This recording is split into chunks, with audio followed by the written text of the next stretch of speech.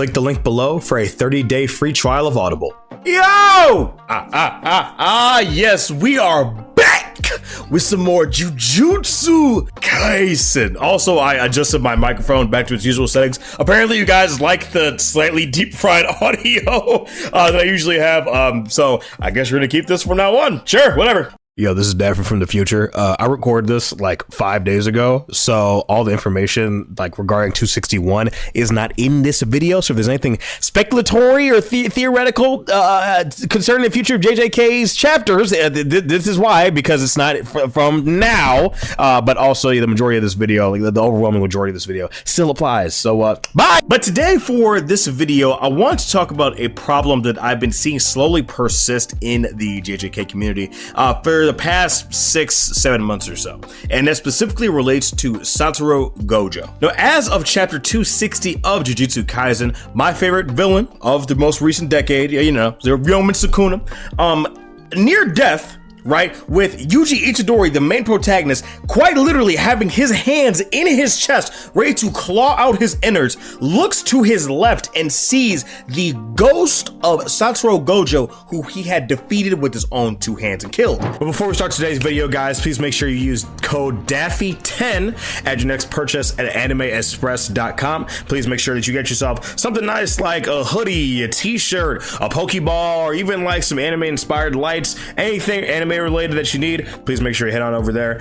Link will be in the description below. Please make sure you use my code. That is Daffy10. And yeah, let's get on to it. Now, obviously, this raises a lot of questions. A lot of people, for some reason, think that this is actually Gojo, but it's not. I still have a theory in the back of my head that it's possibly a hallucination from Takaba, but more than likely, it's Sukuna having a Haibara situation with what Nanami had in Shibuya, where he's actually seeing the ghost of whoever because he's so close to death. And we know Sukuna and Yuji have this weird ability to talk to others in like a spirit dimension, world, plane, whatever like that, because Yuji has a conversation with Choso, and Kashimo had a whole back and forth with Sukuna when Sukuna basically almost killed him too, as well as when Sukuna actually like went into Jogo's mind as well and was talking to him and, you know, obviously saying, stand proud, you're strong. So it's this weird ability that they both have with souls. But specifically the problem I wanted to talk about and cover today was when it comes to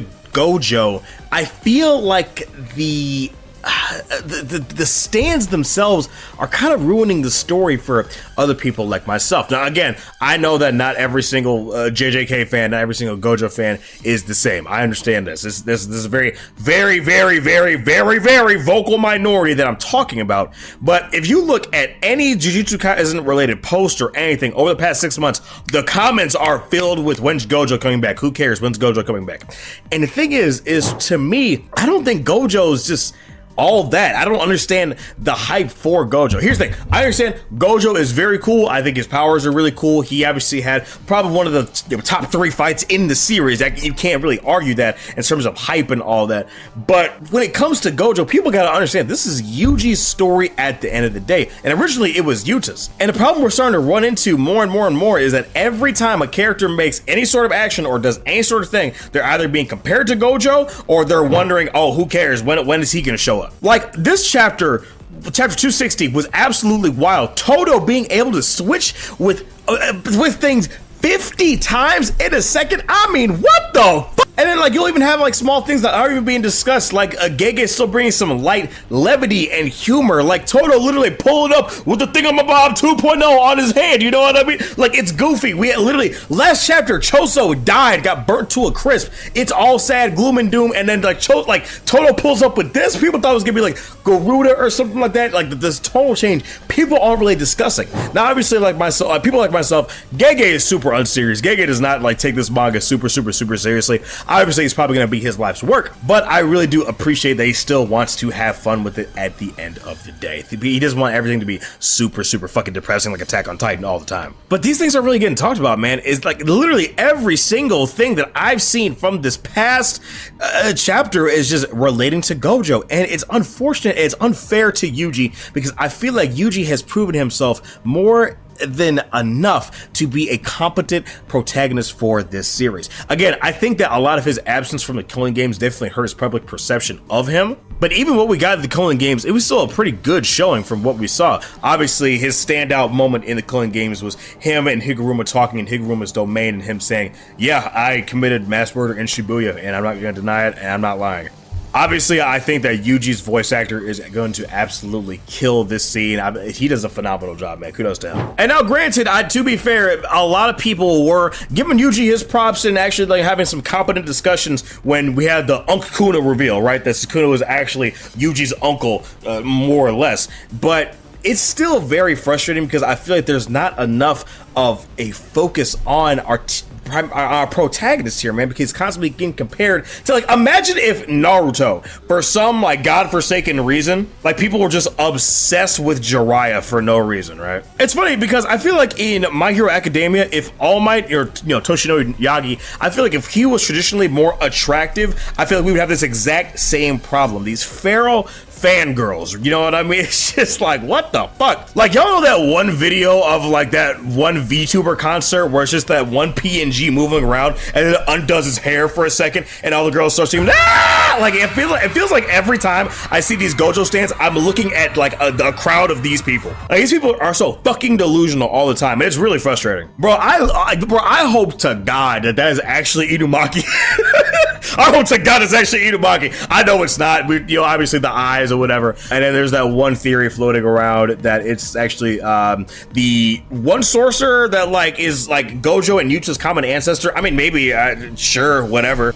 But it does make me sad to see that everything that our other characters do gets constantly undermined and disregarded because it's not Gojo. And I feel like a lot of people also don't understand Jujutsu Kaisen's storytelling for some reason. It's really weird. A lot of people have this idea that Gege is a bad storyteller. Is he perfect? Absolutely not. I would not say so.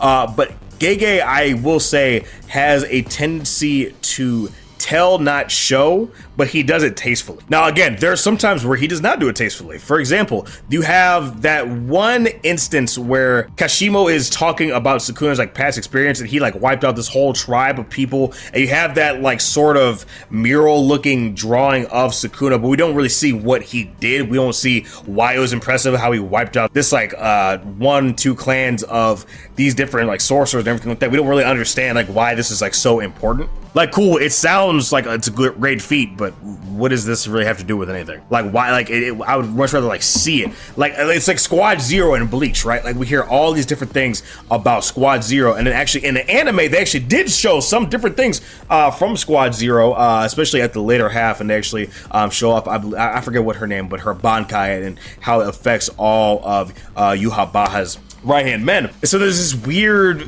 agenda that's being taken out where Gege is a bad writer, he's a bad storyteller, but we have a lot of really nice, poignant moments. We have moments of Geto challenging Gojo's mindset. We obviously have that great, are you Satoru Gojo because you're the strongest, or are you the strongest because you're Satoru Gojo? We also have instances with Yuji with the I'm you speech, and Yuji's talking about how, just as how Mahito will disregard human life however he wants, whenever he wants, Yuji will save and protect human life however he can, whenever he can, because it's instinctual for him as well. Things like this that people just like for some reason like get lost in translation. And there's also things that people for some reason don't understand that like don't really need to be explained. It's things like a binding vow. It's like, oh well, why are binding vows the way they are? Number one, kind of, yes, they are a plot device for all intents and purposes, but also it's to aid the power system. And people for some reason get mad at Sukuna for making binding vows, but people gotta understand that binding vows are a hell of a thing to do. And Sukuna literally has mastered Pikachu Jutsu at this point, so when people talk about like,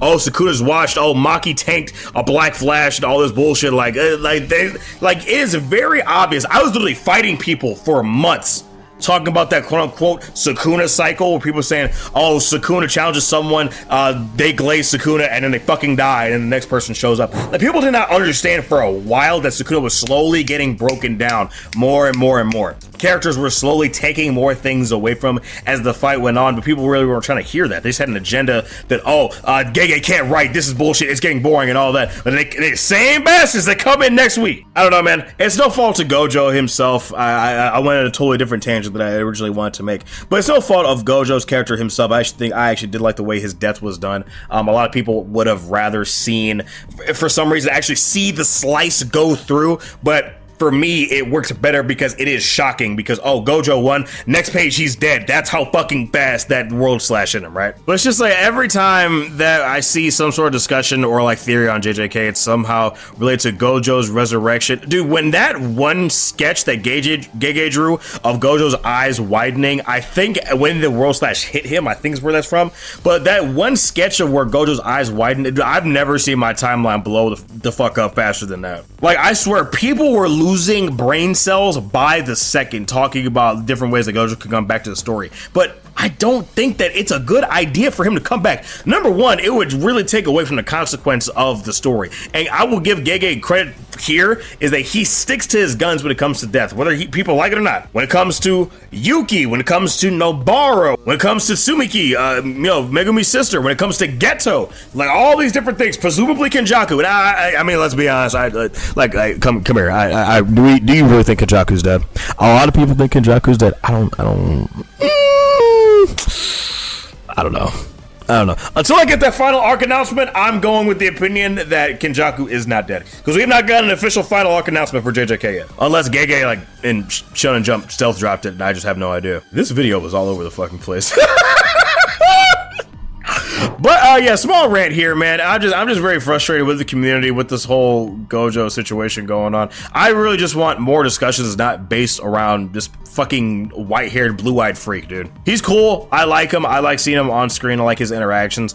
But it really just saddens me because there's not a lot of people that are talking about stuff other than him when it comes to JJK. People act like Gojo carries JJK, which is just flat out not true. Like, it is argued that Shibuya is the strongest and best arc in JJK, and Gojo quite literally gets captured within the first 10 to 15 chapters of that arc. So, like, what the fuck are we talking about here? But, yeah, I'm gonna wrap this video up because I'm gonna keep going and going and going, and no one's trying to hear that. And Guizo's not trying to edit for that long. But, yeah, it's me, your boy Daffy, guys. Let me know what you guys think about the quote-unquote Gojo problem with the JJK community as far as discussions and theories and just general reception around JJK, man. I'm curious. Do I think that Gojo is JJK's front man like Tracer in Overwatch? I personally don't think so. I think that belongs to Yuji. It could, in terms of sheer popularity, it could fall to Gojo, but I don't know. It's just very frustrating. But yeah, I will see you guys in the next video.